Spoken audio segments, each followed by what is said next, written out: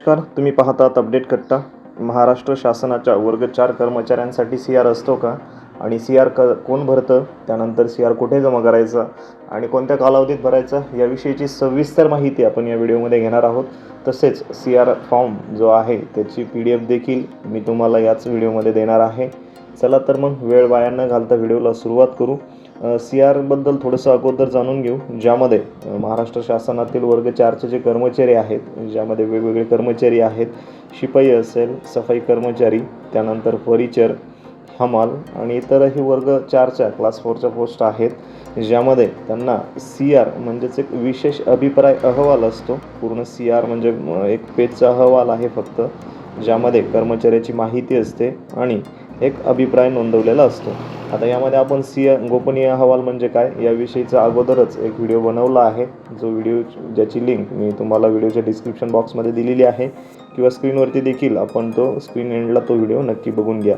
आता CR कोण लिहितं किंवा CRमध्ये नंतर काय केलं जातं याविषयीची संपूर्ण माहिती त्या व्हिडिओमध्ये आहे. या व्हिडिओमध्ये आपण फक्त हेच बघणार आहोत की क्लास 4चा CR फॉर्मॅट कोणता आहे.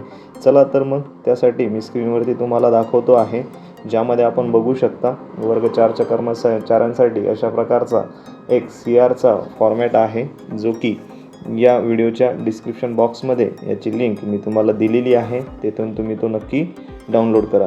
आता यामध्ये एक महत्त्वाचं आहे, आता महाराष्ट्र शासनाच्या वर्ग 4 कर्मचाऱ्यांचा जो CR अहवाल आहे तो वर्षातून एकदाच लिहिला जातो आणि CRचा कालावधी काय असतो हे एक महत्त्वाचं आहे, ज्यामध्ये सामान्यतः 1 एप्रिल ते 31 मार्च या आर्थिक वर्षाच्या कालावधीत कामकाजावर आधारित CR लिहिला जातो. आता 1 एप्रिल 2025 ते 31 मार्च 2026 या कालावधीचा CR पुढील काही महिन्यात पूर्ण केला जातो.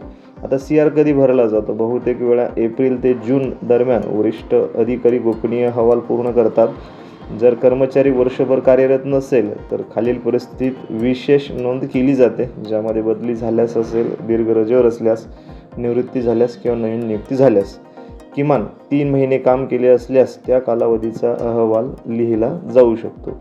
त्यानंतर CR वेळेत न भरल्यास काय परिणाम होऊ शकतो, तर ज्यामध्ये पदोन्नती प्रकरणं प्रलंबित राहू शकतात, सेवा पडताळणी अडकू शकते आणि निवड श्रेणीचा लाभ उशिरा मिळू शकतो. अशा प्रकारे CR विषयी आपण ही माहिती बघितली.